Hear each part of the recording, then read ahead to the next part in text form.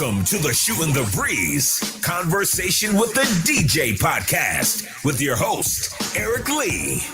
What's going on, folks? What's going on, folks? Yours truly, Eric Lee, in the place to be. Shooting the Breeze Conversations with the DJ, my man Lorenzo Ice-T Thomas, who's my partner in crime and co-host, could not be with us tonight. A little under the weather, but that's okay. We're going to hold it down. Of course, you know, this is what we do each and every Thursday night, where we get a chance to talk to people in the industry, the entertainment industry, the business section, the comedians, you name it. We get a chance to talk to folks. And tonight, it's going to be a hell of a show. The cool thing about what we do is that the people that we interview, it's not somebody that we pull off the street to talk to. They're people that we actually know. So it's always a good time to have folks on the show. Now, the gentleman that I'm going to bring on right now, his stories, I don't know how much time we got tonight, but we're going to talk a long time because he's worked with not just great artists, he has worked with icons. And when I say icons, I mean at the highest level, and we're going to talk all about that. So without further ado, I'm going to introduce my man with the master plan, Teddy Astin. How you doing, my brother? I'm doing great, Eric. Thank you so very much for having me on your show tonight. Absolutely. Shooting the Breeze with Eric Lee. Backstage is no place I would rather be. Man. All right, man. We had a chance to chop it up before the show, as well as I got a chance to go through your book, the people that you've worked with. And when we talked a little earlier, I said, man, you work with icons. I mean, there are some people that work with some great artists, but you work with some of the biggest in their genre of music, talking jazz, talking about R&B, talking about reggae. When you think about the biggest reggae act ever in the world, who do people think about? When you think about some of the biggest jazz musicians in the world, who do people think about? The best musicians in the world. You work with all of them? Yes, I did. And I was very fortunate, Eric. You know, I worked for Warner Brothers for 20 years. Right. So it gave me an opportunity. You know, when I first started working for Warner Brothers was a rock and roll record label. They had no black artists. Okay. Rock and roll artists. The only black artist they had at the time was Jimi Hendrix. Okay. Okay. And along with Jimi Hendrix, of course, they had the Rat Pack. Right. You know, Sammy Davis, Frank Sinatra, Dean Martin. You know, so the company that I worked for was, of course, Warner Brothers. That was the label. Mm-hmm. But the company was Time Warner. Right. And Time Warner had 3 record labels that they called WEA. Right. Warner Brothers, Elektra, and Atlantic Records. Right. And right in house with Atlantic Records was rolling with black music, you know. They had Aretha Franklin, Donny Hathaway, Roberta Flack, Average White Band, Sister Sledge, you know, and here we are. So Warner Brothers decided, look, along with that, black music was rolling back then. You know, black soundtracks. You know, you had Motown, right. Epic, Columbia, all Earth, Wind and Fire. All those labels had they had created superstars in the black music industry. So right. Warner Brothers is like, we gotta get into the black music industry. So I was fortunate enough. I was fortunate enough to be part of that history when Warner Brothers started the black music department there at Warner Brothers. I was I got the job. I was the regional promotion manager for the Carolinas. My hometown is Atlanta, Georgia. Okay. However, they transferred me to Charlotte when they developed the black music division for me to work North and South Carolina. Hold on. We jumping the gun, Teddy, because I read your book. Stop jumping. First of all, talk about how you got into business. Yeah, that's how I got into the business. Well, basically, but you started off in what part of the business? You weren't a promotions person when you first started off. No. I was in the wheel system. Okay. I started in the warehouse. There we go. Yeah, I started in the warehouse. A good friend of mine, Charles Gear, worked for Atlantic, got me a job in the warehouse. From the warehouse, I worked there for 2 years, and 2 years later, there was a position became available in the mailroom as the supervisor of the mailroom. So here I am, been a great employee, come to work every day, working overtime, doing whatever was asked of me. um, being an example of employees working, starting from the bottom, working your way to the top. Right. So I got the job as the supervisor of the mailroom, and that was a very important job too, Eric, Okay. because being in the mailroom, you got to make sure that all the radio stations around the country get the music for their formats. Right. And before I went to the mailroom, radio stations was complaining.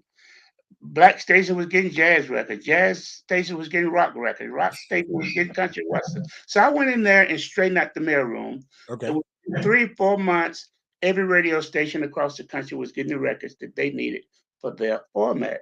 So Warner Brothers is hearing great things about me. They're like, "Wow, what's going on there? We're finally getting the music for our format. What did y'all do?" They said, "We got a young man in there named Teddy Astin. He went in there and straightened it out." They said, "Well, thank God we're finally getting the music that we need so we can compete with our competitors in the marketplace." Right. So that was and so by the time I'm promoted to supervisor of the mailroom, now I'm in the system. Right. I can see a little light at the end of the tunnel. Okay. I was being noticed by corporate America. So Right. that's how I started. And during that time, Warner Brothers decided to get into the black music industry. And look, they looked around, they said, "We're going to have the best people in the country." They looked around the country, they hired people, and I was the last person they hired.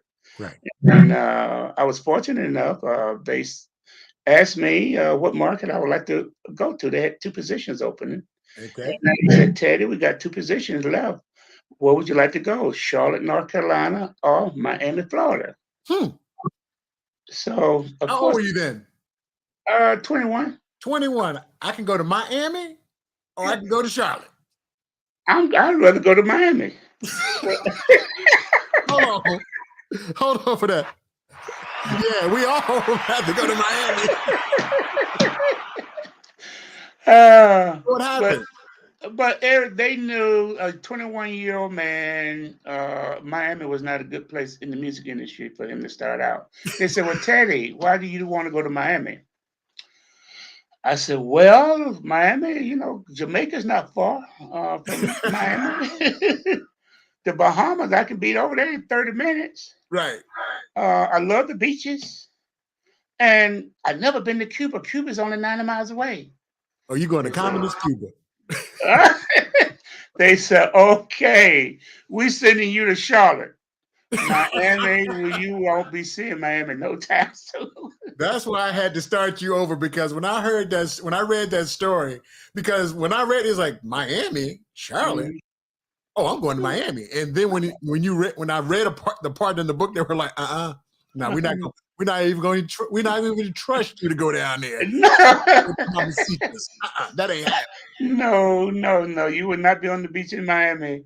And I didn't say nothing about working. I was just talking about geographically, Right. But Yeah, they knew. but yeah, but Charlotte was the best thing that ever happened to me. Okay. Because that's where I met my wife of 43 years. We've Right. been married. Along with that, North and South Carolina had more black radio stations than any other part of the region in the country. Right. Back during this was like early 70s, mid 70s.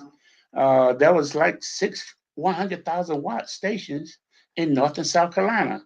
Yeah. Not to mention all the other radio stations there. So it gave me an opportunity to break more records than anyone on the staff, because I developed a great relationship with all the with all the program directors and music directors and radio stations. Even, I even developed a great relationship with the receptionists, That's the important. janitors, the part-timers. You know what I mean? Right. So I became a legend in North and South Carolina within a year or two, because they never had anyone in the market to service them like we did. Plus, I got to give it to you. I got to give it to some of the black program directors, Eric, because the program director was saying, "Okay, Warner Brothers, if you're going to get into black music, you need to hire a black promotion person." Because back then we were sending people that didn't look like us working our radio format. station. Yeah. Yes. So and Warner Brothers heard them loud and clear. Okay. So I was able to develop the market for black music for North and South Carolina for Warner Brothers Records. Right. And and when I was able to break more records in the North and South Carolina area, then it spread it all over the country. If Right. it didn't happen in the Carolinas, it wasn't going to happen. Okay. So let's talk about your time at Warner. I mean, because I got so much content to go over. We might as well start with one of them. I remember when this happened. He was the Sony innovator. Yes. I'll be sure. I'll be sure. Yeah, I groomed I'll be sure.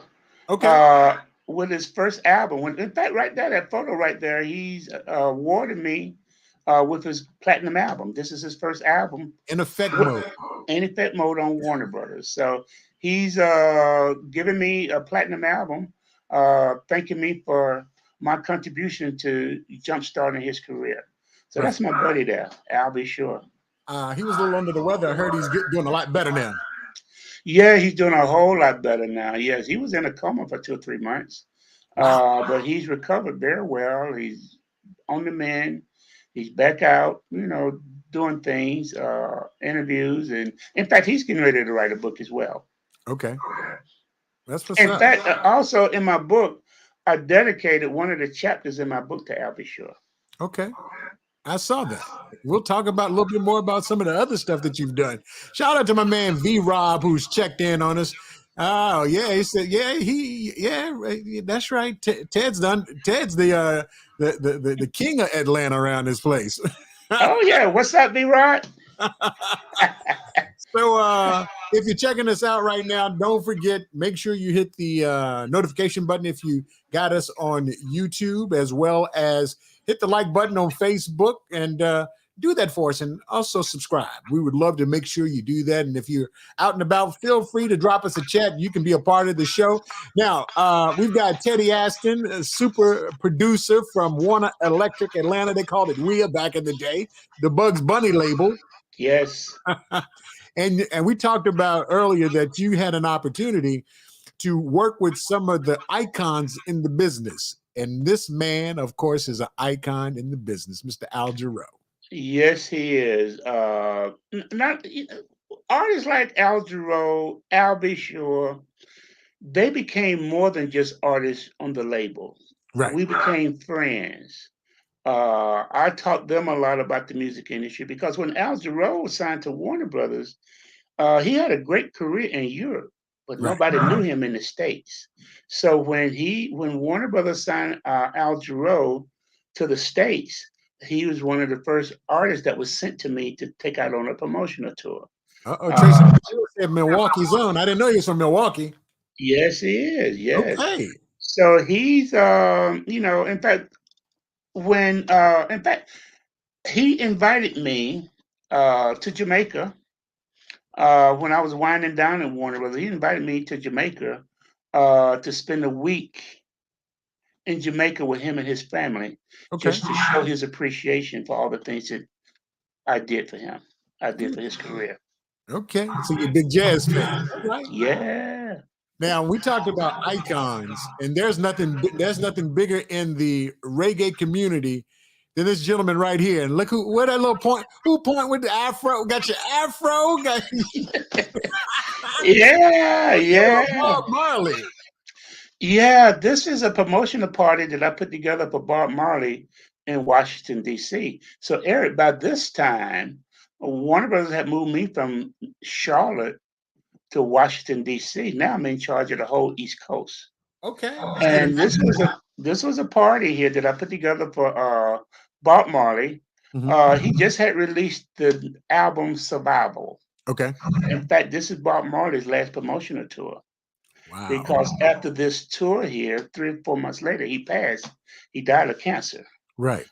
But after this party here, he invited me up to his suite. And he said, Teddy, man, I really appreciate what you did for me. This is the best promotional party that I've ever had. He said, I really, really appreciate what you're doing for me. He said, do you ever come to Jamaica? I said, of course I'll come to Jamaica. I love Jamaica. I said, you would take my family to Jamaica every year. Right. He said, next time you come to Jamaica, I got you. He said, when you get to your when you get to your resort, call me. I'll call my guide. They'll come over and get you. They will take you. They'll show you the real Jamaica. The real Jamaica. Yeah, the real Jamaica, and also they will take you by my childhood home. Okay. And they stopped the tour of the home, so my family and I could visit his home for about 30 minutes. And in my book, in this story here, in Bob Marley's home, you'll see my wife and I sitting on his childhood. We're in his childhood home, Okay. and we're sitting on the bed that he slept in as a young man. So I also have a chapter in my book dedicated to Bob Marley. Okay. What's the name of the book? Let everybody know. The name of my book, my name again is Teddy Astin, Teddy Astin, Astin. The name of the book is A Golden Past and a Platinum Future. A Golden Past and a Platinum Future. And you can get it on Amazon. But what I really like for people to do is go to the book website. You'll be able to see the table of contents. You'll be able to see some of the great reviews.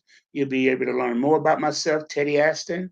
And the website is toughact.net, TOUGHACT.net. It's like saying Eric Lee is a tough act to follow. Very easy to remember. Toughact.net. TOUGHACT.net. That's the website for the book. Speaking of a tough act, George Benson and Earl Clue. Yes. What are you doing? Producing back there? Well, I'm hosting a promotional party for them. Okay. That's my wife right beside me. Okay. And I had both of these artists on a promotional tour at the same time. Okay. Can you imagine just having George Benson on a promotional tour? Can you imagine just having Earl Clue on a promotional tour solo? But I got both of them on tour at the same time because they did an album called Collaboration. Yep. Collaboration was a duet album between George Benson and Earl Clue. So I took them out on a promotional tour, took them out to radio stations. This is a party that for them I hosted at the Ritz-Carlton Hotel in Atlanta. They had a great time. Great time. You see Earl Clue sitting there with a glass of Merlot. George is sitting there with a glass of Chardonnay. Oh man! But I was just letting everybody know. You see my finger pointed. This is the real deal, ladies and gentlemen. To let everybody know. Yeah, as if they didn't already know. Yeah, I mean, you were legends with that. Speaking of legendary, and they're doing some type of documentary or a movie on her life. Miss Summers. Yeah. Oh man. Bad girl.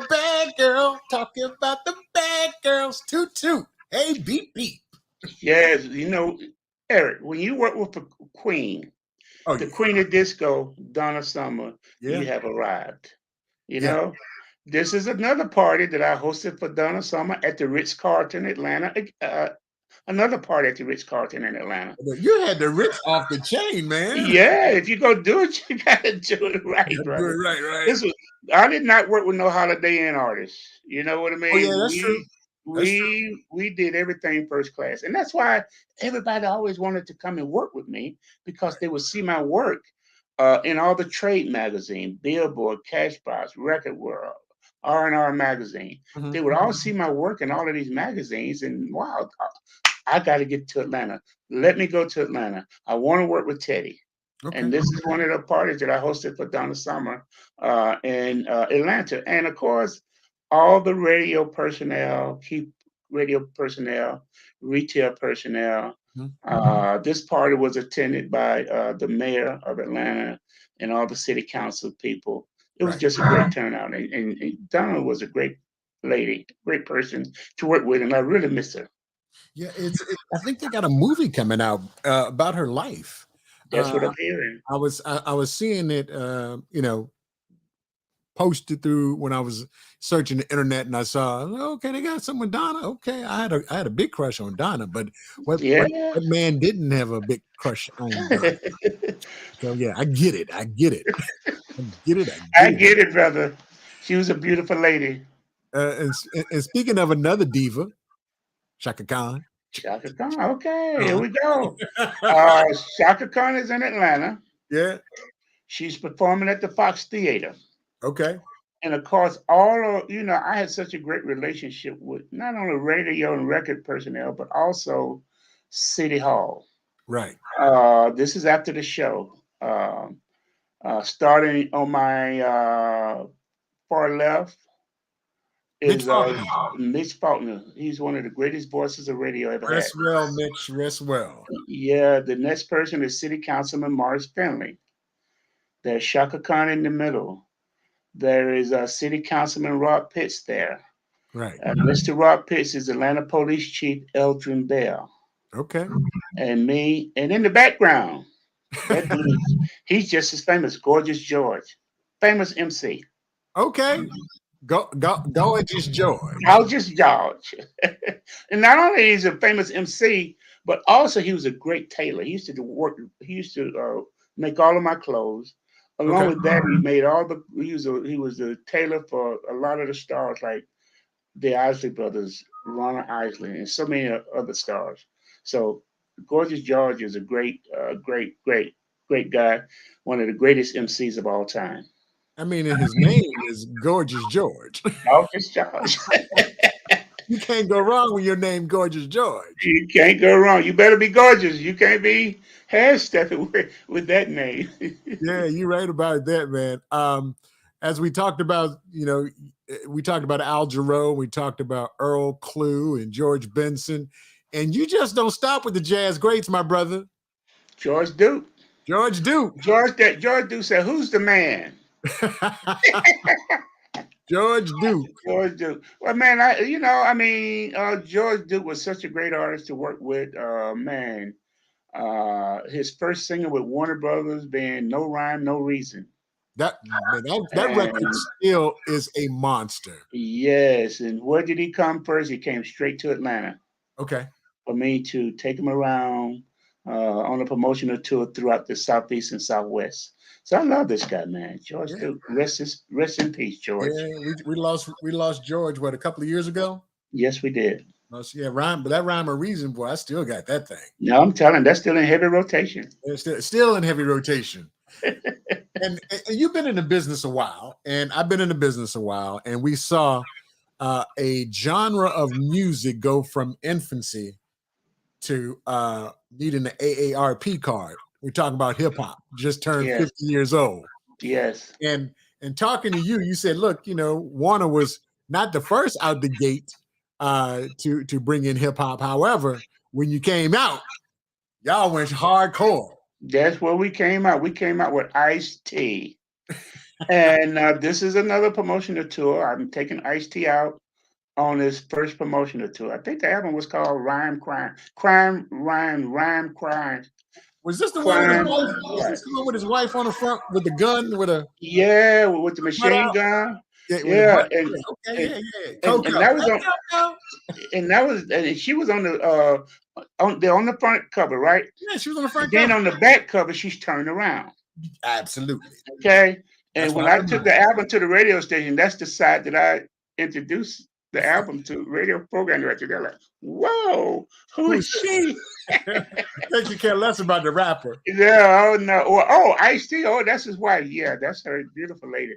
But yeah, Ice-T, man, I really love working with Ice-T, man. This was his first promotional tour, first album on Warner Brothers. He was on one of our custom labels called Sire Records, which was distributed, promoted, and marketed and publicized through Warner Brothers. So that's Ice-T right there. In fact, we're in Kiss 104 radio station here in Atlanta. With program director at the time, Harry Lyles. Oh, Lyles. Mr. Lyles. Okay. So, I mean, why did Warner, what made Warner say, okay, because we're talking early on in the music industry where a lot of folks wanted to keep away from rap music. They didn't want to put it on their label. There were some, vanguards of the format or the genre, like a Russell Simmons that saw where it was going. He was 10 toes down about hip hop music. And what happened that made Warner say, we got to get a part of this piece. We got to get a piece of this stuff. Well, we were a very diverse record label. When you look at Warner Brothers, with their diversity, country and western, Okay. rock and roll, punk rock, alternative music. That's Okay. just on the pop side. On the R&B side here, we had R&B artists, we had jazz artists, we had reggae artists. So hip hop at the time was coming in, like you mentioned, Russell Simmons. Mhm. With that Def Jam label, Warner Brothers took notice of that. Hey, let's get in. We got to get in the game, and we're going to diversify. We got to get in the game too. Right. So we cut a deal with Cold Chilling Records to get Oh. heavily into the hip hop industry. Cold Chilling brought to Warner Brothers Big Daddy Kane, Mm-hmm. Biz Marquis, Marley Marl, Marley and the, Marl. and the real Shantae. Okay. There's a lot of Shantaes running around now. We had the real Shantae. This is so, the so, real Shantae. so we had to diversify. So now we got hip hop, we got jazz, we got R&B, we Right. got reggae. Okay, that's just on the black side. Right. Yes, diversification, diversify. Okay. Now, this train don't stop about icons in the business, and she's from the A. Yeah, Talk about Gladys. my homegirl. Gladys. Yeah, yes, man. That's Gladys, myself, Gladys Knight, and Slack Johnson. Slack was my best friend. Okay. He was the best man at my wedding as well. But Okay. yeah, anytime we went to a concert or a promotional party that another label was putting together, uh, we would make sure that the artist knew who we were. In fact, Gladys said, that's Teddy. That's the Warner Brothers man. I want to meet him." You know. They And yeah, this photo here uh-huh. was taken at V103 in Atlanta when she came up there to do an interview. Okay. And she's still touring. She's still doing Oh, a thing. I mean, still beautiful. absolutely, man. Did you by any chance pay attention to the BET Awards? The last. You know what? I'm gonna have to go back and look at it because I was in transit during the time. Okay. But I'm hearing good things about it. I mean, I heard this. I didn't get a chance to see it. I got to go back and watch it. So do I. Because I heard Patti LaBelle. Yeah. Kind of ate up Tina's lyrics. So got to go back and check that. I mean, I saw Patti perform last year at the Essence Festival, and 81, Yeah, 82, something like that. Yeah. And still was blowing. Yeah. So she still got it. So, but it could have been the teleprompter. I Because heard the teleprompter could have been a problem. Yeah, because the writers are on strike, right? And the writers really help organize, especially big events like that. Right. And everything that's happening is on the teleprompter. You reading from it. Right. And if the teleprompter goes out and you don't really know the song or the lyrics, you just have to just kind of do what you can do just to get through it. Right.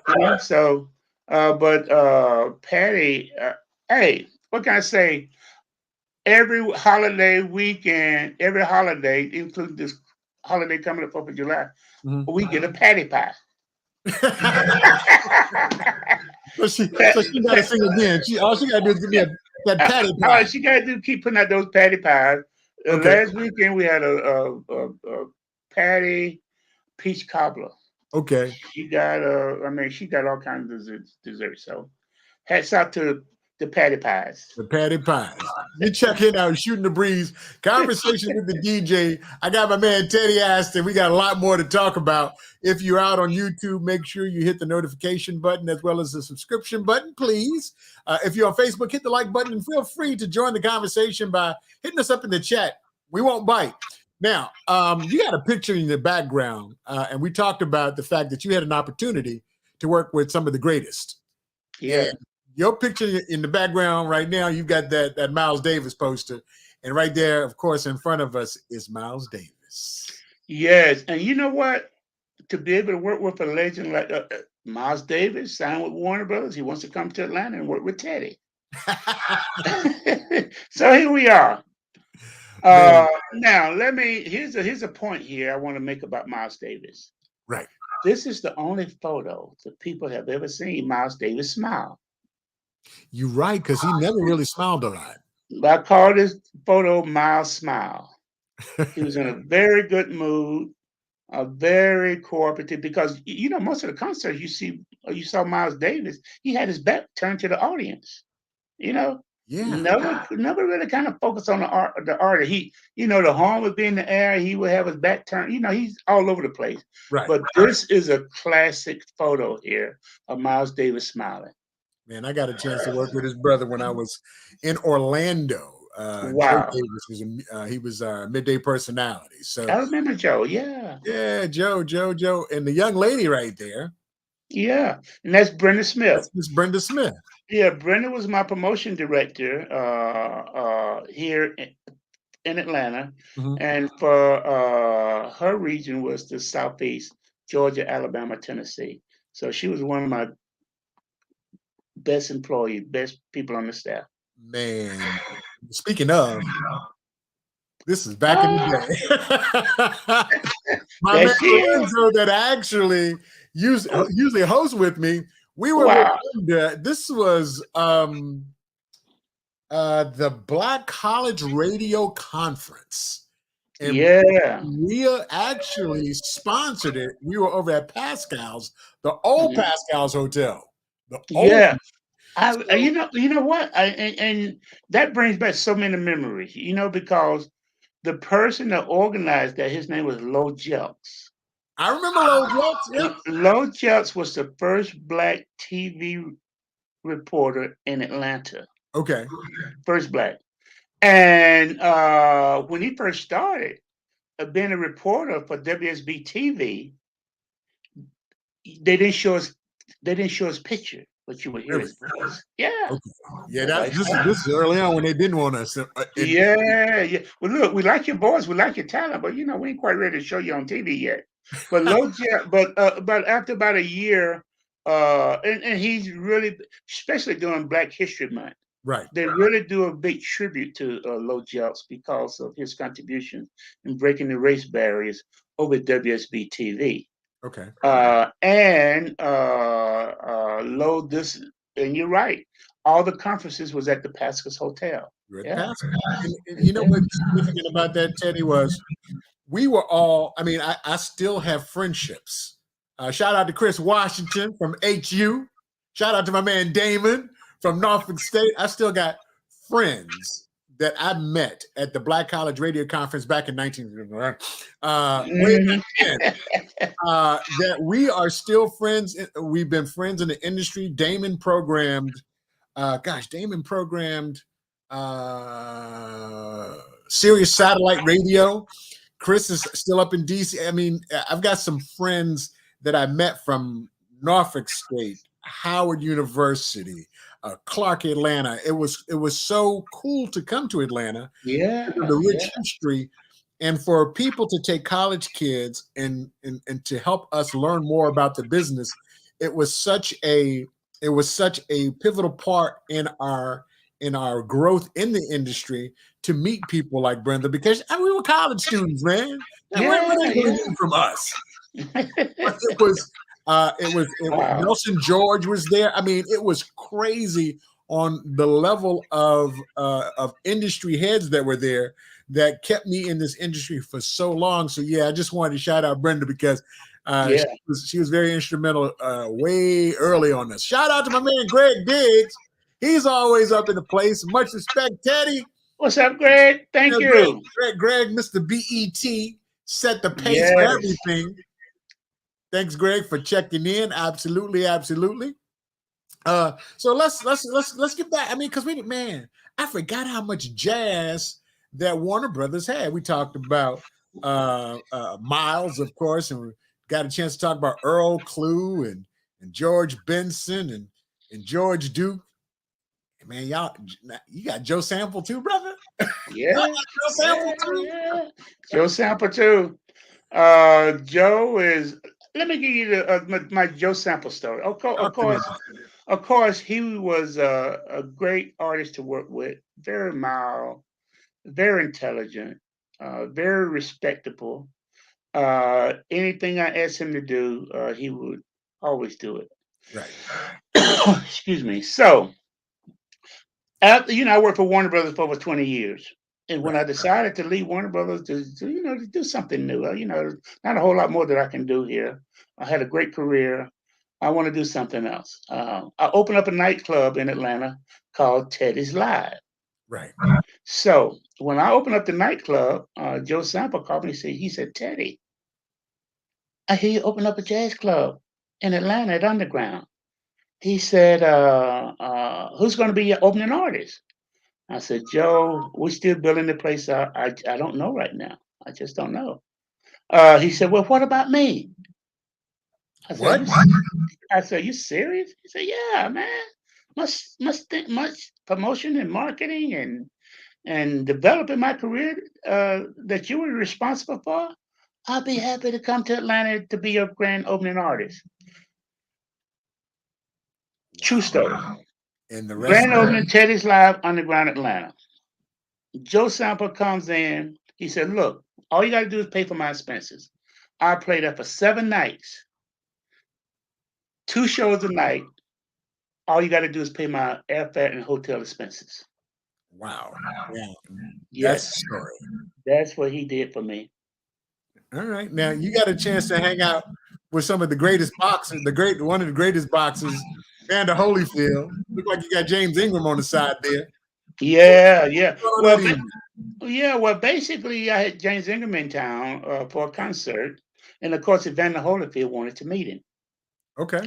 And of course, there we are, and you could tell it was in the wintertime because you see these big coats we got on, Right. freezing outside. But yeah, but James Ingram, James was like a brother to me. Right. Every time he come to town, when we finish with our promotional stuff, we go hang out, you know, do brother stuff. You know what I mean? Right. And plus he would come to my house for dinner. Right. He loved my wife's fried chicken. He loved her fried chicken. Oh, so every time he come to town, he said, Teddy, did Joyce know I'm in town? I said, yeah, yeah, she knows you're in town, James. He said, is she cooking fried chicken? I said, yes, she is. I said, just for you. Yeah. I mean, that he was family. Okay. That's how much he meant to us. And I have Yeah. some great stories about James Ingram. In fact, I dedicated a chapter in my book to James Ingram. There he is right there. We're sitting at the table. That's me, George, Brenda, And Brenda. and James Ingram. We're at the Jack the Rapper conference, and James is accepting the award for Artist of the Year. I'm pretty sure I was there. I'm sure you are. Absolutely. I think the song that he won Artist of the Year was Just Just Once. once. Yeah, Just yeah. once. That's us right there at the Jack the Rapper. That's how close we were. Right. Yeah, it was funny. Well, we're about to hop into some stuff that I got a chance back in the day. My very, very, very first concert was this trio. It was Prince, Time, and Vanity Six. I Yes. remember that concert. That was my very first concert at the Hampton Coliseum. And since we're going to talk about that, we might as well get right into it. Yeah. Yeah, yeah. That was during that Purple Rain We got tour. a chapter on Prince. Let's talk about Prince. Okay, well, this is one of the photos with Prince here. Right. But I have another photo with Prince when he first signed with When Warner he Brothers signed Warner Brothers. We'll with pull it the, up. with the big afro. Uh-huh. And basically, I took Prince on his first promotional tour. I was in Charlotte,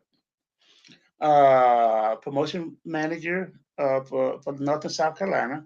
Mhm. So Warner Brothers signed this artist, uh, and of course his name is Prince. But Warner Brothers used to send their staff out test pressing. You remember the test pressing? Oh, I They remember would send out that. the test pressing albums with no names on them. Right. So I guess think that was a way for Warner Brothers to see if the staff was really listening to new music before it came out. Right. Because we would get the test pressing maybe 3, 4, 5 weeks prior to the album release. And when I heard this album, Soft and Wet, I'm like, God Almighty, who is that? So you can't So get I, played on the radio. oh man, I said, I called the home office. I said, who is this singing Soft and Wet? They said, that's the artist that we signed. His name is Prince. They said he's 18 years old. He wrote all the lyrics to the album. He played all the instruments, and he produced the album. I'm like, oh my God, Wow. what? This is the freshest music that I've heard in a while since I've been with the label. This was like 1978. I'm 2 years into promotion. So I said, I've got to have him in my market for a promotional tour. Right. Oh, Teddy, no. I said, why not? They said, Teddy, he doesn't talk. Prince don't talk. He Prince said, don't and if talk. he doesn't talk, the people that you introduce him to, it may do more harm than good. And we don't want that kind of image initially from his album. We just want to concentrate on the album. I said, look, let me do this. I got it. They said, okay, Teddy, what you want to do? I said, well, give me about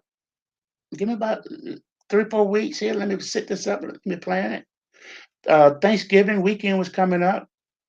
And and one of my main radio stations in Charlotte, WGIB, every Thanksgiving they would do a food drive for the homeless as well as the shelters. Right. And then I said, I want to bring him in for the WGIB's Thanksgiving food drive. They're like, what? They said, well, what are you going to need to do that? I said, well, I'm going to need 50 albums for every black radio station in North and South Carolina to have a Prince weekend. 50 albums? That's about 5,000 albums, Teddy. I know. I counted them. They said, well, what else you going to need? I said, well, I'm going to need to buy advertising at every black radio station in North and South Carolina. What? It cost about 15 grand back then. 15 grand back then was like 50 grand now. Right. You know? I'm like, what? Every station, Ted? I said, every station. I want to do a Prince weekend. I want to do advertising. And on the advertising, I want everybody to know that Prince is going to be in Charlotte Right. Thanksgiving weekend. And if you want his autograph, all you got to do is bring at least 2 non-perishable cans of food. Right. Eric, people brought carloads and box loads and truck loads of food. Really? Oh, before that, they said, well, what else you going to need, Ted? I said, I'm going to need 2 tractor trailers. For what? I said, we're going to have so much food. We got to have some place to put it. Right. Okay, Ted. Okay. So on my advertising for all the stations in North and South Carolina, I wanted everybody to hear the same message. Right. If you want to meet Prince, he's going to be in Charlotte Thanksgiving Day. Right. Bring perishable food if you want to get his autograph. Eric, we shut the city down. Did you? I-85, I-77, Brookshire Freeway. Every street was clogged. The expressways was clogged. The freeways. So the state patrol comes to the radio station. What's going on here? Who's in charge? What you got going on here? Everybody pointed at me. They said, Teddy's in charge. He's got an artist here. Who is it? I said, his name is Prince. Prince who? Nobody told the governor that a prince would be in town. A Prince. A prince would be in town. He said, what's the rest of the entourage? I said, the queen and the king is at the hotel. I just brought the prince. We didn't want to create too much excitement, too much drama. You're like, next time you're doing something like this, you got to call the governor and the mayor in the State Patrol to let them know that a prince would be in town. Or king you bring, or queen you bringing. We got to know. We can't have the city shut down like this. I said, okay, I understand. He said, here's my card. I took the card. By that time, it's winding down anyway. You know what? It's about 6 or 7 o'clock. Right. I said, could you do us a big favor? The State Patrol said, well, what is it? I said, we need an escort out of here. But let me back up for a moment. So Prince get to town. He said, Teddy, what you want me to do? I said, here's the itinerary. He said, He said, I can do that. Because he just don't want no drama. If you lay it out for him, this is what we're going to do. Right. He said, I just have one request, Teddy. I said, what's your request? He said, after we finish, will you take me to see Superman? Like the movie?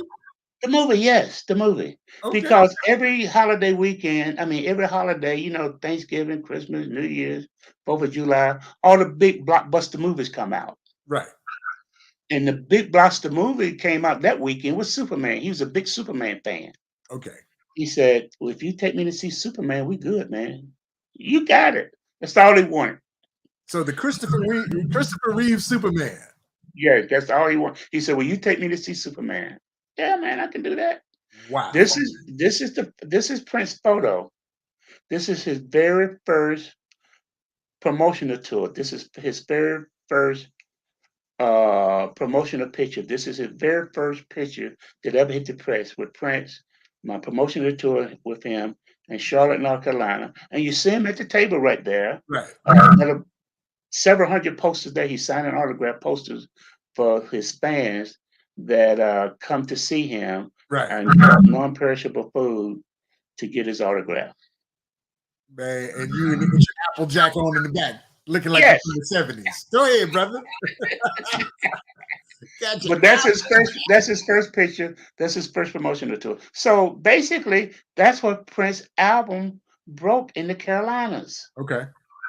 After that weekend, I had to get with my sales manager. They said, okay, Teddy, Prince is coming to town. What you want me to do?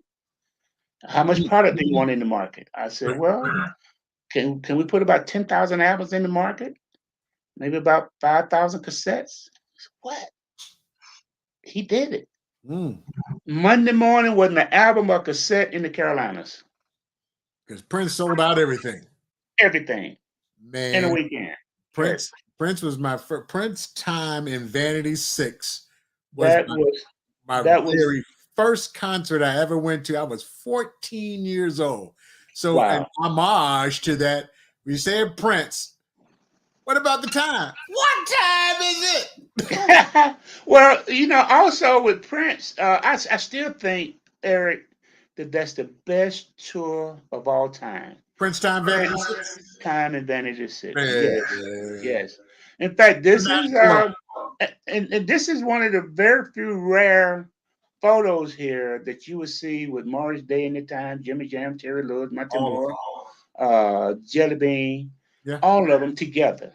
Right. And that's Doc in the middle, standing up there. This is at V103 in Atlanta. So, and of course, we're promoting the new Time album here, and I got them on a promotional tour. And great guys to work with. In fact, some of the, in fact, did you ever hear the Jimmy Jam and Terry Lewis story on the Prince tour? The reason they got fired? No, what happened? Okay, they're in Atlanta. They're on the Purple Rain tour. Okay. Purple Rain all over the world. So they had a couple of days off before the next gig. Right. Prince and the group, Vanity 6, the rest of the time, they went on to the next city. Jimmy Jam and Terry Lewis stayed behind so they could produce the SOS Band album. That's right, because they produced the SOS Band album. They sure did. They got snowed in, couldn't make the next gig, they got fired. They got snowed in Atlanta? Yeah, they got snowed in Atlanta. That's what SOS Band is based in Atlanta. Yeah, they're based out here in Atlanta. Yes, they got snowed in, couldn't make the next gig. Wow. Okay. Yeah. So hold on. So How did they get fired from the Time? So Morris fired him, or Prince? No, Prince. Prince fired him. So how does Prince? How can Prince tell another band they got to fire somebody? They're his band. I figured it. They record for his label. Yeah, okay. They work for him. Okay, all right. He pays them. Okay. Morris didn't pay the Time. Prince paid the Time. Oh, okay. Now I know. Go ahead, Prince. Yeah. It was Prince. It was Prince Time. And yeah, but at the same time, it was one of the best things that could have happened to Jimmy Jam and Terry Lewis. Yeah. Because they became super producers. Yeah. Janet's album. Oh my God. Yeah, they produced SOS Band, Janet Jackson, Alexander O'Neal. They had a hell of a run. Well, yeah. Then they're still doing it. Karen White. That's right, because Terry married Karen. Yes. Superwoman. Yes, Superwoman. So we talked about Prince. We talked about Time. We're about to talk about the last act in that group that I swear she changed my life when she turned around.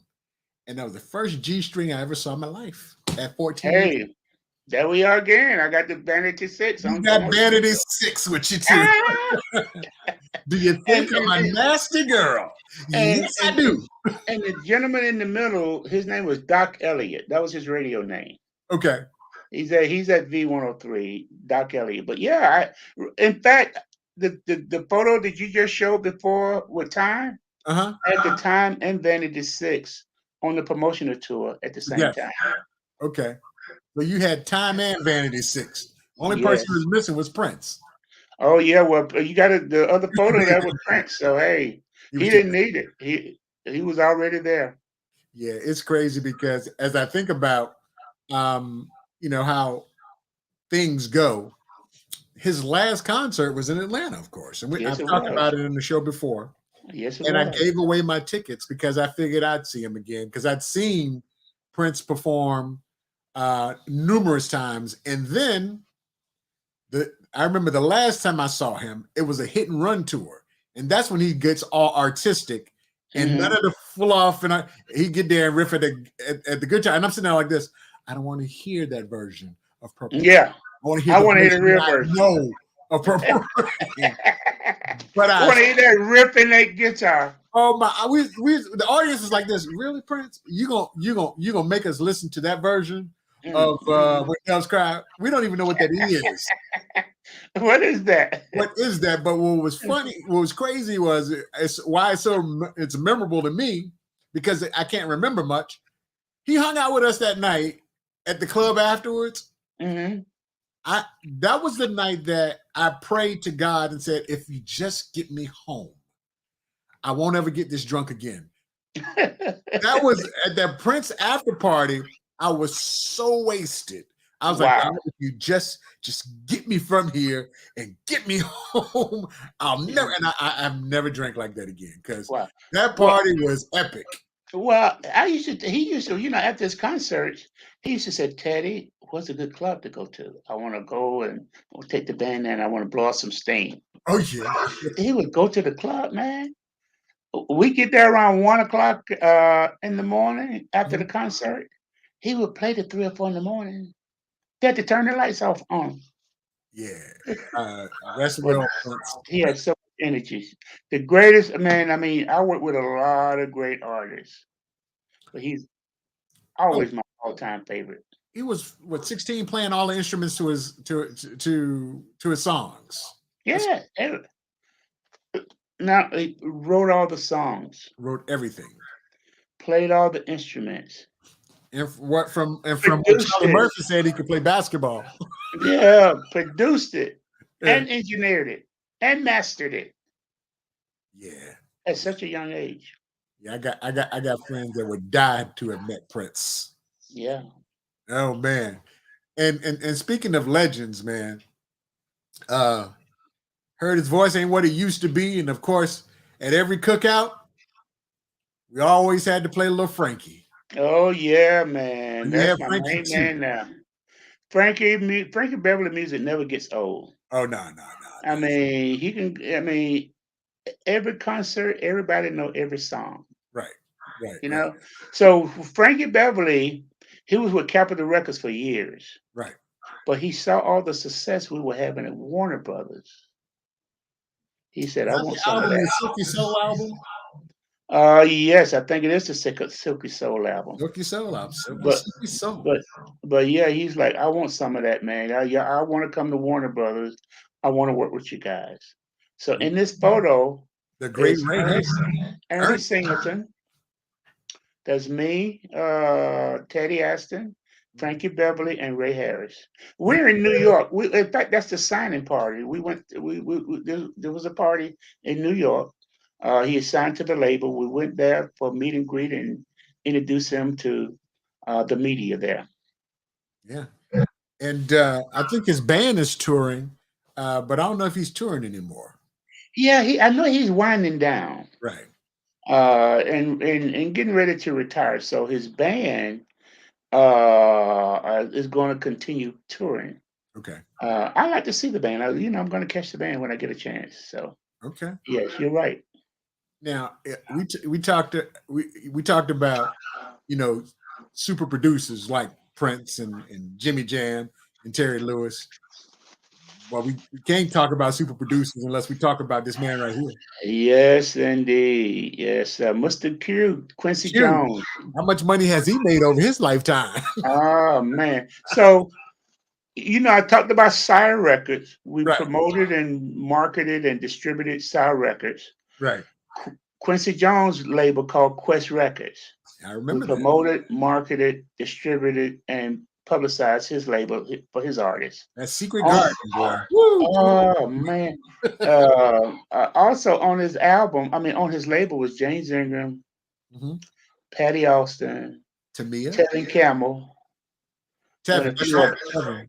Tevin. a few other artists. In fact, Tamia this too. is yeah. This Quincy invited me to his home. Okay. I'll tell you why. I have a chapter in my book that I dedicated to Patty Austin. In the heat of And heat. I did a promotion with Patty Austin. He was so impressed with it. Right. Patty Austin had releasing an album called "Getting Away with Murder." Right. Okay, so she comes to town. We all hanging out. We're doing this. We're doing that. With radio, TV, retail. So, and at night we went to Mr. V's Figure Eight, famous club in Atlanta. Mhm. And I had some of my the police department, Atlanta Police Department, was very entertainment friendly. Okay. So I had a couple of my police friends. One is a detective, one's a police officer in uniform. Right. I had them. I said, "Look, Patty Austin and I are going to go to Mr. V's. We'll probably be coming out of there around 3 o'clock." She got an album out called "Getting Away with Murder." So when we come out the club, I want you to put handcuffs on her and say, "Patty Austin." She said, "Yes." "Did you make an album called Getting Away with Murder?" "Yes, I did." "Well, we don't play that here in Atlanta. You ain't gonna get away with murder. Put your hands out." They put the handcuffs on her. She's like, "Daddy, help me." So that photo made Jet Magazine. Wow. And Quincy Jones saw the photo and heard about the promotion. He called me and said, "Teddy, I've seen a lot of great promotions, but this was so creative. Right. Never seen nothing like that before. When you come back to LA, I got you. I want you to stay at my house." That's what we are. Okay. All because of a great promotion. Yeah. And a check. Oh, and look, hey, we don't do this for free. No, we don't do this for free. We don't do this for free. Guys, if you're checking us out, you on Shooting the Breeze conversation with the DJ. I'm here with my good friend Teddy Astin. Lowe's a little under the weather tonight, so he couldn't be with us. Teddy, we've been talking about a whole lot of stuff. If you're on Facebook, make sure you hit the like button. If you're on YouTube, make sure you hit the notification button as well as subscribe. Helps out the algorithm, and a lot of people that are interested in the music industry and some of the stuff that we talk about get a chance to see it. So we do this each and every Thursday night right about 8 p.m. And I've got Teddy here, and we've been talking about a whole lot of stuff that's been going on in the music industry that he had an opportunity to be on the back end helping these people out, just like we talked about. he was there when Prince signed his deal. That is huge. So let's talk about another icon. Oh, Sly Stone. Sly Stone. This was Sly's last promotional tour. I took him on. Okay. We're in Atlanta. Right. This is when AM radio was still king. Right. Sly Stone, we're at WAOK radio station. But let me here's this backstory behind this, okay? Sly Stone signed with Warner Brothers. We're on a conference call. Warner Brothers brass is saying, look, we just signed Sly Stone. We don't put a lot of money behind him. We need to get him out on the road. Who wants Sly Stone in their market? I'm the only one. Really? I'm the only one. Because here's the reason. Because Sly was having some issues back during the time. Okay. And a lot of no shows, chemical dependencies and everything. So nobody wanted to take that chance with him. It was a headache. Not being able to function. When he got to Atlanta, you see how clear his eyes are? He did ready to go. He did everything I asked him to do. Man, we had a great week, man. I mean, just to be able to work with you got to be crazy not to want to work with a legend like that. So basically, okay, Saturday night, promo tour winding down. Mm-hmm. I take him back to the Ritz-Carlton. Okay. And he said, Teddy, do you mind? You want to come up to my suite here for a few minutes? I'd like to talk to you. I said, sure, come on. So we go up to his suite. I order some champagne and I order some dessert. We're sitting there talking. Man, before you know it, and he has an 8:00 flight. Right. I'm leaving the next morning. He's like, Teddy, I'm so glad to be over here at Warner Brothers. He said, Prince told me what you did for him. I hope you can do the same thing for me. So we're talking. Basically, so there's no point in me going home now.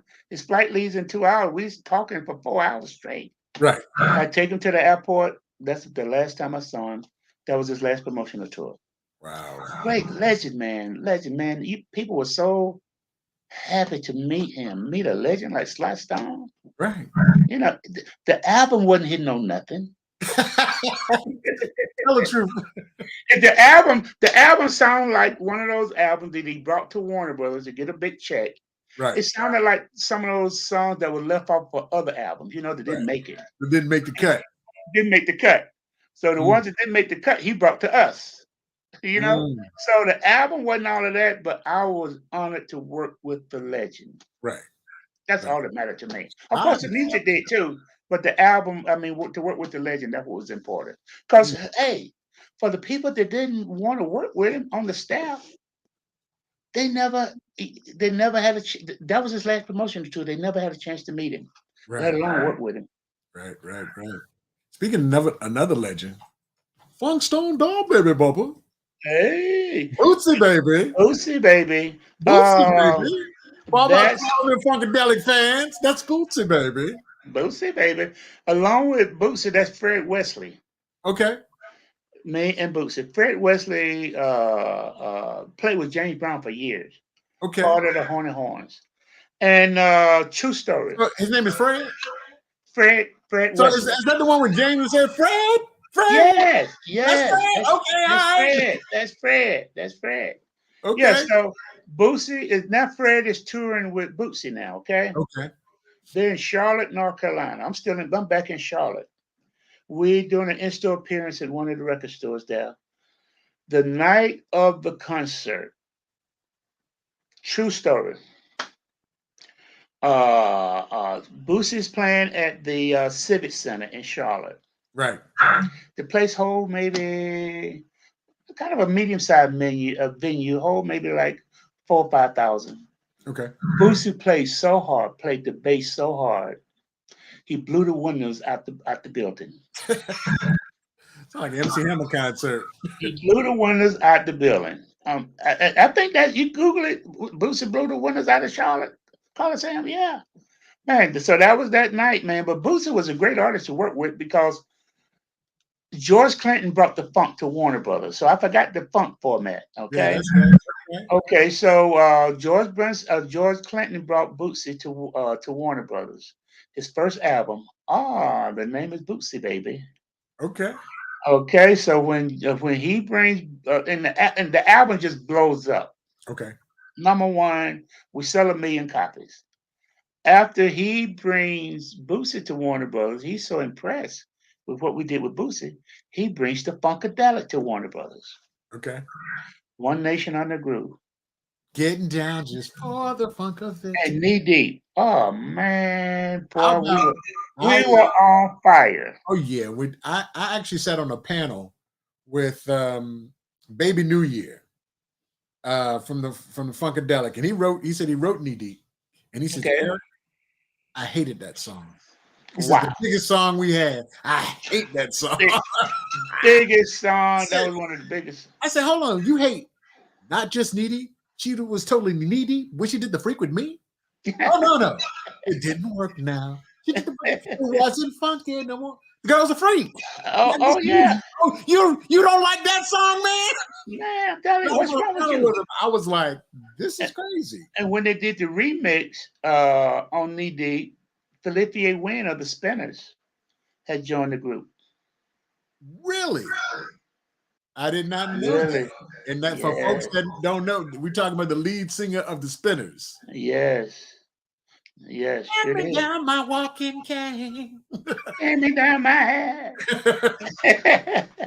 Yeah, so I mean, For the rubber this band just- man. this just goes to show you of the roster that we developed from nobody Right. to developing these superstars. And plus, the thing about it, we developed 99% of the artists from the ground up. Nobody knew them. Right. But later in their career, after we established the label and became the #1 label in the industry, Mhm. other artists wanted to come over to Warner Brothers. Miles Davis, then he wants to come to Warner Brothers. Atlantic Star wants to come to Warner Brothers. Right. Frankie Beverly Mays wants to come to Warner Brothers. So that's the kind of roster that we kept developing, artists that wanted to come to the label because of all the success we were having.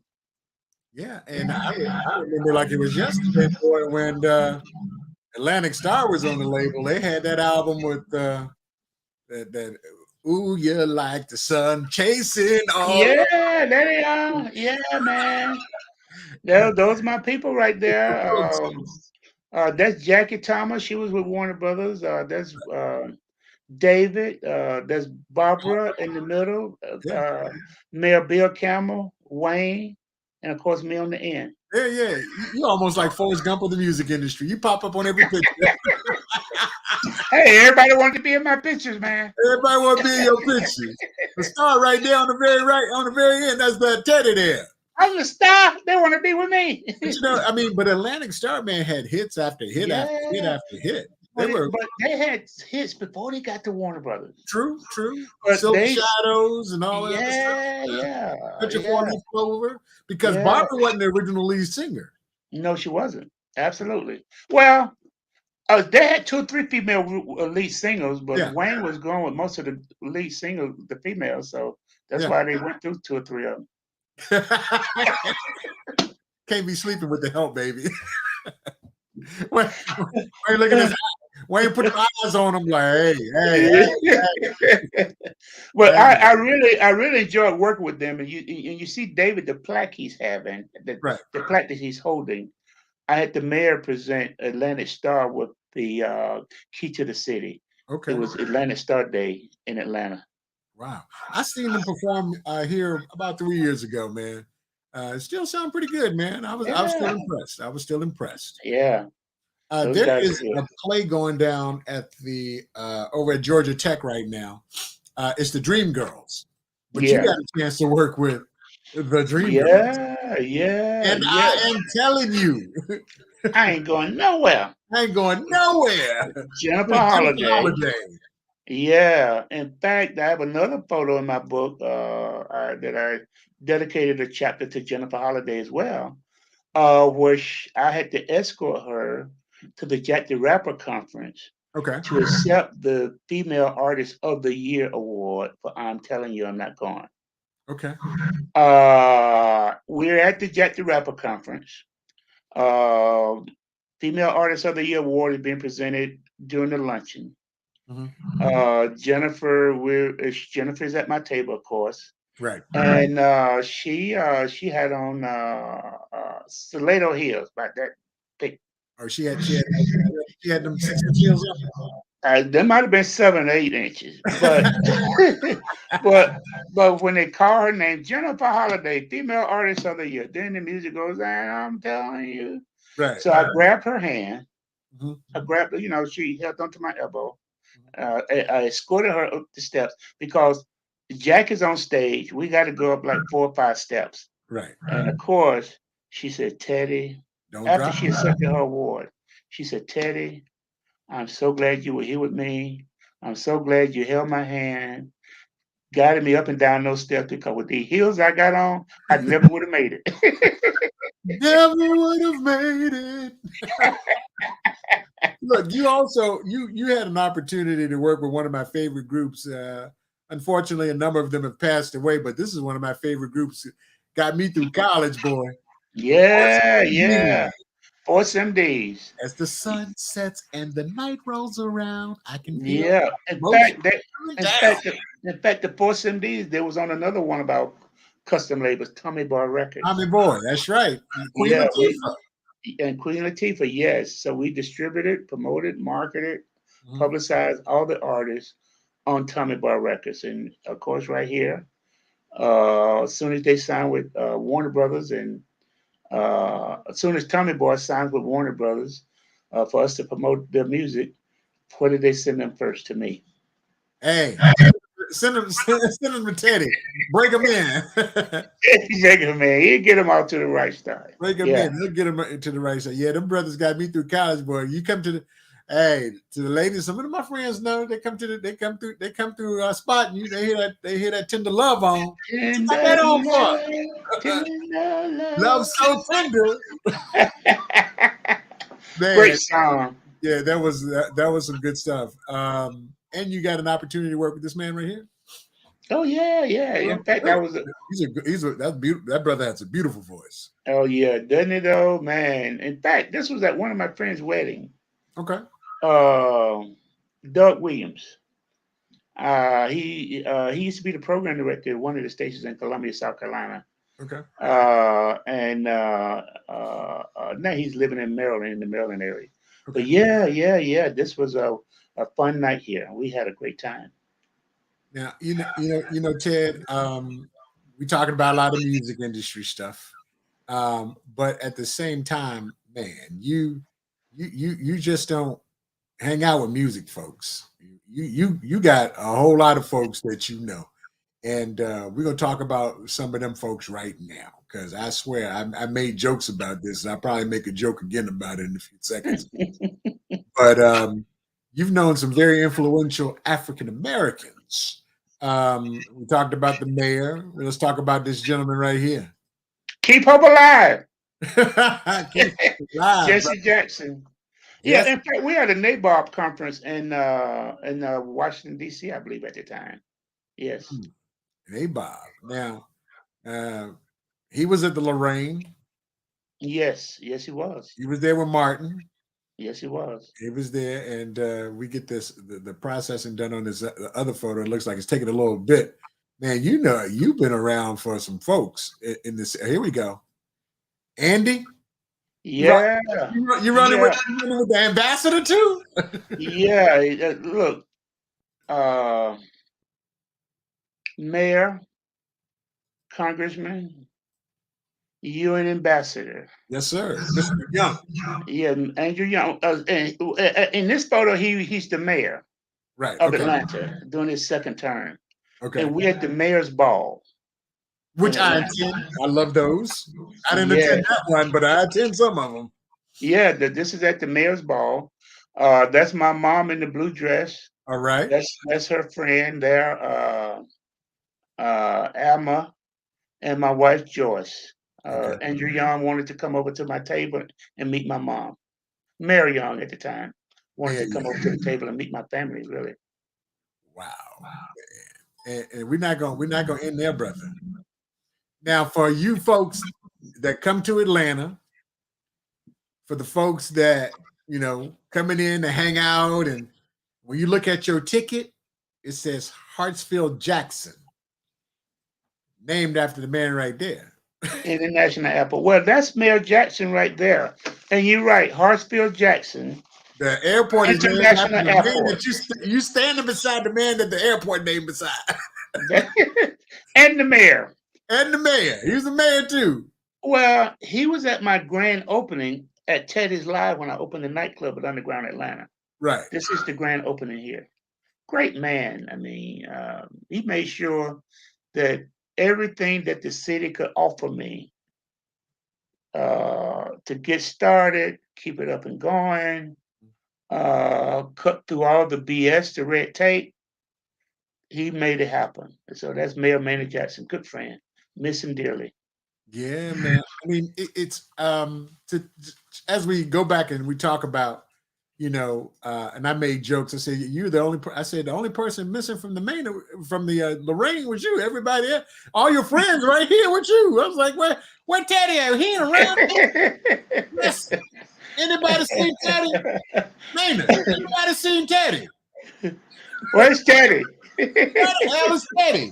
You got the car? And I joke around, but there's one picture that I didn't get a chance to put on here. Is the one with Dr. King's wife, Loretta. I saw some pictures with Loretta.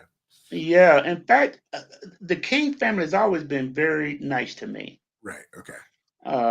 Anytime I wanted to take an artist by there to meet them, they were always open. Mrs. King, right. Martin III, right. Dexter King, right. Bernice King. They were always open.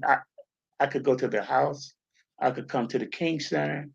I could go to Ebenezer Baptist Church. They're all there, and they always make me feel right at home. Now, so I'm going to ask you a question, but I'm going to preface it with this.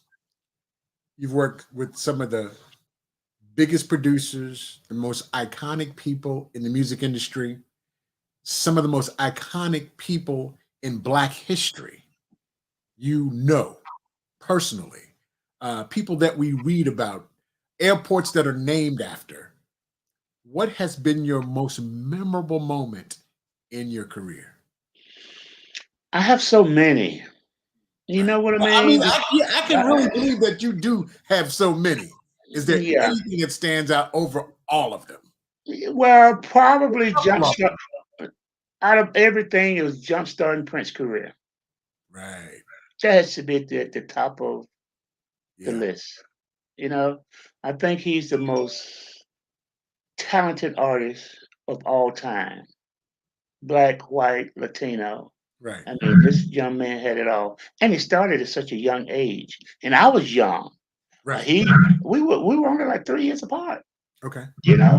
So we kind of like grew up in the industry together. Right. And every time, wherever he was, he would always call me, "Hey, gonna be in Chicago. You want to come? I got it. I'm gonna be in Atlanta. How many tickets you need? I got it." Did you go to Atlanta? Didn't make it. I was out of town. Okay. That was which was one of my biggest regrets. Mine too. I told you not going to the last concert. Yeah. So, but he called me, told me he was going to be there, and I was trying to get back, just couldn't make it. And like, I'll catch you on the next. I'll catch you in the next city. Yeah, I'll catch you next time because I'm out. So man, there's no next time. So, that's one of your most memorable moments. What was probably your biggest regret in the business? One of my biggest regrets in the music industry was Warner Brothers not signing Luther Vandross.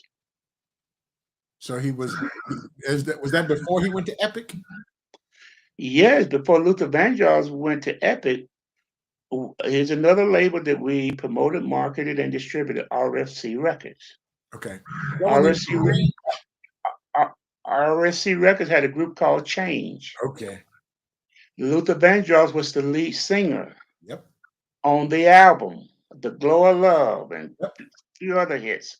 So I would always ask one of us, why can't we sign Luther? They're saying, well, he's on RFC Records. RFC has the first right of refusal. Mm.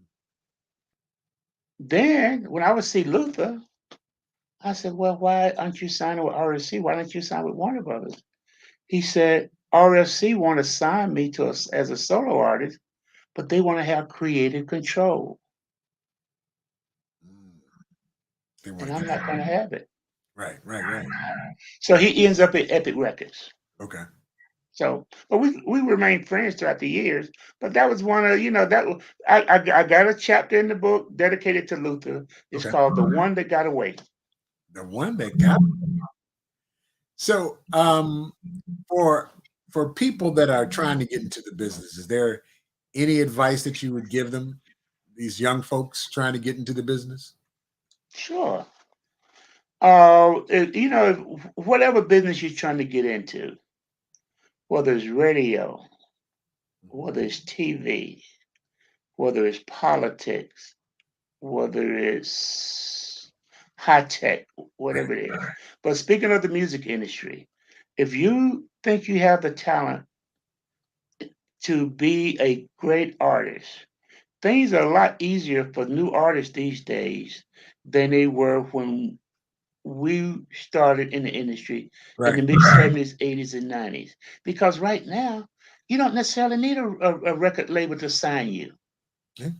You know, you got all the social media outlets, Right. YouTube, Facebook, Instagram. You got all the streaming services. You could you could stream your own record on all the streaming services. So therefore, you got to build that social media following. Right. Because if you want people to help you, or you want a record label to sign you, you got to help them help you. Right. That's where a lot of artists are found on YouTube and social media, Right. you know? And I was talking to a record executive a few weeks ago, and they're like, if an artist doesn't have a big social media following, we're not going to sign them. Wow. You know what I mean? Yeah. So, so you I got to want get you to out. do some work. You got to do some work. You got to develop that following. Do your video and put it on YouTube. Right.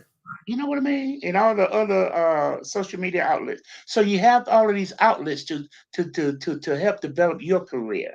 Right. So you don't necessarily have to wait on a record label because that record label don't want to hear nothing that, if you got a hit record, it's on social media. You got a nice little budget to promote it and market it, especially to the BDS monitored radio stations, Right. because all those stations, all the music that they play is monitored. Right. So a record label can look up at a radio station in any market and say, "Oh, they're playing this, and this. Well, who's that? Right. They're playing it 10 times a day." So this artist must be followed. Are they signed with anybody? If they're not, let's get them. Let's get them. Let's check them out on social media. Yeah. So things are a lot easier now. Plus, a lot of the artists are a lot smarter too Right. in terms of signing contracts with record labels.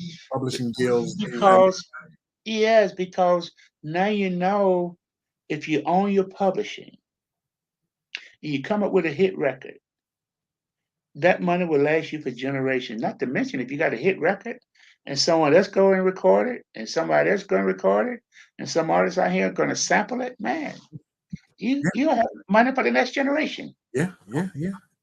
Because James Brown's family will never stop eating. There you go. They'll never stop Absolutely. eating. Absolutely. So you don't have to get into these bad deals. Right. There's But a there are a lot lot of of people that artists. got bad deals, and they struggled. Yeah. Because if you sign it with a record label, unless you're gonna coming up with a platinum album, you ain't gonna make no money. But not necessarily on the record side, but if you got a platinum album, that means you've had a lot of airplay. You had a lot of success, and that's going to allow you to go out and tour and make money. Right.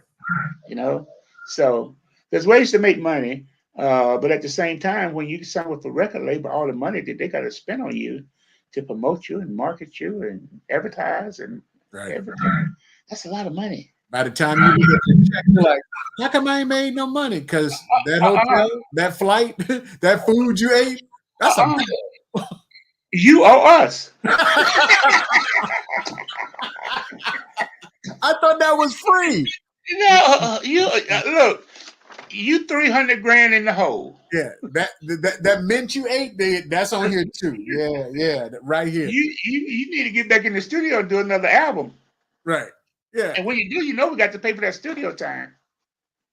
You drowning the whole time. You drowning the whole time. But you know what? This is good stuff for people to know. Matter of fact, shout out to my man Will Harris. He says, great interview. Thank you, Will. Thanks for checking us out, my brother. What's up, Will? So, Ted, now, yes, you've been in the music industry. You've owned nightclubs. What are you doing now? Well, what we're doing now, we're helping. Well, I have a company now called TLA Real Estate Consulting. Right. And at TLA Real Estate Consulting, we assist struggling homeowners who may have fallen behind on their mortgage payments or in jeopardy of going into foreclosure or losing their homes. Right. And people have hardships a lot of times beyond their control. Okay. If you lost your job, well, how you going to make your mortgage payment? Right. If you had to take a job making less money than you did when you bought your house, that means your income is not the same. Right. A lot of homeowners, when they bought their homes, they were working full time. Now they're retired on a fixed income. Right. They're not making the same amount of money. How did COVID affect? Medical hardships such as COVID cause financial hardships. Right. So people have all kinds of hardships right now in reference to whatever the situation may be. But what we do, we specialize in loan modifications and foreclosure prevention. Okay. And I have a chapter in my book as well dedicated to TLA Real Estate Consulting, where we're helping struggling homeowners. So over the last, in fact, let me tell you how we got into real estate here. People thought I was crazy. Because you've been in the music industry forever. I'm pretty sure people are like, hey, what are you doing? What are you doing now? You done hit the nightclub, you sold that. Now you're in real estate. This is 2008, 2009, right, when the real estate market crashed. Yeah. Teddy going into real estate, he done lost his mind. While it crashed. But one of the reasons that the market was crashing because so many people had predatory loans. Surprise. So many people had predatory rates, interest rates, 10, 15, 20%. So many people didn't qualify to buy the house in the first place because all you had to do then, you could get a house back then with no documents. Wow. No doc loan. And do you qualify for a loan? Well, if you could see yourself in the mirror, you qualify. Right. So the economy is crashing, the market is crashing. Plus, my wife was a real estate broker. Okay. And as many people was buying houses, they were losing them. Right. So I went to a few of the mortgage companies and say, look, what can we do to help these struggling homeowners keep their homes? And a few of the mortgage companies showed me the door. Hey, that's not our business. Hey, they ain't our business. So, and a few of them opened the door for me. Okay. They said, Teddy, have you heard about loan modifications? I said, what's a loan modification? They said, that's what rich people do all the time. Yeah, we've been doing loan modification for rich people forever. Black people never heard of loan modifications. Okay. So they said, this is how you do it. This is the program. Okay. If you got an FHA loan, you got a VA loan, USDA loan, HUD loan, all the rules are the same. So it doesn't matter who the loan is with, what mortgage company the loan is with. The rules are the same. You just need to know the rules. Right. So when I learned the rules, the same ones that closed the door for me, yeah, I'm back in the. I'm back. Hey, I'm back. I'm back. I need a loan modification, Right. and of course, there's certain documents that we have to have in order to do the loan modification. We Right. just say if your loan is with Chase, Right. we send you out a loan modification package with Chase. Right. If your loan is with Bank of America or Wells Fargo, it doesn't matter who it is. We got tailored modification package for every mortgage company. Right. And basically, we send out the package and we send out a checklist. You give us everything on the checklist, and we can get your loan modified, pretty much guaranteed. You Wow. know, we don't save so many people home, struggling homeowners. Where they've been screwed around, people took the money, didn't do nothing. In foreclosure, losing the homes on the courthouse steps. Man, I mean, it's a sad scene. Mhm. In Georgia, for instance, every Tuesday, I'm sorry, the first Tuesday of every month Mm. is foreclosure sale date on the courthouse steps. Wow.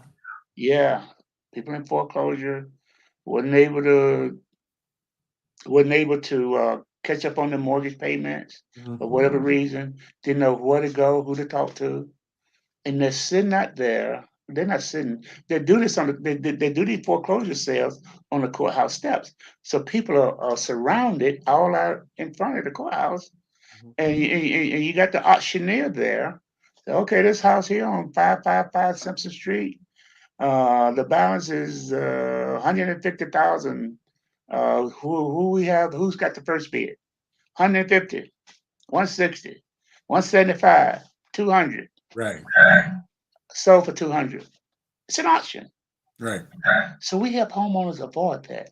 We don't Right. help some homeowners save their homes. In fact, a couple of my good friends here in Atlanta, Dr. Rashard Ritchie, Okay. who's known nationally at News and Talk WAOK. I'm on his show frequently. Okay. Uh, Over shot. yeah, Derek Bozeman, who's there. I'm on his show frequently. Right. And of course, we work hand in hand. I market our services on their station. They help us in return reach out to people in the communities and give me 15, 20 minutes. Right. They're on their show. I'm on there for an hour. Right. Just letting people know what the situations are or what the criteria is. So that way they are aware, they know they got a chance. Now we know who to call, Right. so that's what we're doing right now. And again, I got testimonials in my book dedicated to TLA Real Estate Consulting, where we specialize in loan modifications and foreclosure prevention. So if anybody knows anybody that need a loan modification, having a financial hardship, in jeopardy of losing their home, or so far behind in their mortgage payments, they just need to just give me a call. Okay. 404 842 4600. 404 842 4600. And the good thing about WAOK here in Atlanta, even though the station is here in Atlanta, but with the Odyssey app, when I'm on these radio stations with the Odyssey app, people can hear me all over the country. All over the You know, country. I get calls from LA, New York, Miami, Virginia, Carolina, all over the place. Yeah. I never know where the next call is coming from. Good stuff. And Teddy, you went from radio to club ownership to helping folks out. Do you miss the business? I do, but even when let me kind of go back. Uh, when okay, Warner Brothers record music industry, nightclub Right. owner, Tough Act Promotion, which I was generating non-traditional revenue for black radio stations. Right. Then from there, I started TLA Real Estate Consulting, Right. where we help struggling homeowners keep their homes. So yeah, of course, I love music. I love every format of music. Right. When I was the first format of music that I learned, you would never guess what it is. Rock and roll. Country and western. I got tears in my beer. I'm an old cowhand from the Rio Grande. But we were living in Palmetto, Georgia. This is about 40 miles from Atlanta. It used to be really the country, Right. but now it's the suburbs. But at 6 years old, I was the first paper boy in the city. Okay. And the route manager would, of course, pick me up. Hey, drop me off here, this street here, throwing those papers out, you know. But all they played in their cars was country and western Okay. because black radio didn't reach Palmetto back then. Right. You know, plus there was no black FM radio station. Right. So country and western was the first format of music that but I love country and western. I love rock and roll, Right. hip hop, R&B. I mean, you name it. Just depends on the jazz. Just depends on my mood. Right. Reggae. Right. Good stuff, man. I appreciate. Let everybody know the name of the book again. Where can they find Okay. All right. The name of my book is. Let me hold up a copy too. it? Okay. Hold up a copy. Just in case some of you guys may have missed it, Teddy was responsible at the beginning of Prince's career, Morris Day and the Time, Vanity Six, you name it. We go back and watch it from the beginning. It is chock full of history. Let's talk about that book again. And the book. The name of my book is A Golden Past and a Platinum Future. You see that this is a hardcover, Yeah, that's the big dog. over 300 pages. Yeah. And the name of the book is Teddy Astin. That's my name. The book is titled A Golden Past and a Platinum Future. You can get my book on Amazon, but I prefer you to go to the book's website. On the book website, you'll be able to see the table of contents. You'll be able to see all of these different artists and chapters in my book. You'll be able to learn more about me, Teddy, the author. You'll be able to see a lot of the great reviews that I've gotten from people all over the world. Each page on the website will take you directly to Amazon. And the book website is www.toughfact.net. TOUGHACT.net. Toughact.net. Like, just think of a tough act to follow, like Eric is. Tough act to follow. Toughfact.net. Each page will take you directly to Amazon. Matter of fact, Teddy was supposed that we was going to have Teddy on the show last week, but he got what award you had to pick up last week, dude? Well, speaking of awards, What award you had? He was like, Eric, I got something. I got to pick up an award tonight. I was like, okay. Speaking of awards, also in my book, you'll be able to see over 50 gold and platinum albums that I received in my career, throughout my career at Warner Brothers and other labels that I work with. Over 50 gold and platinum albums, not to mention all the plats and proclamations and other awards that I received. And they're all in the book. And you don't have to guess, like, well, who's this with? Well, that's from the inscription is right up under that. This is from Mr. Biggs, Ronna Isley, platinum album presented to Teddy Astin. Right. You know, so there's a caption under every award. So you don't have to guess about what this award or what that award is. But I'm appreciative of every award. I really am. In fact, and I always have room for more. That's what I'm talking about.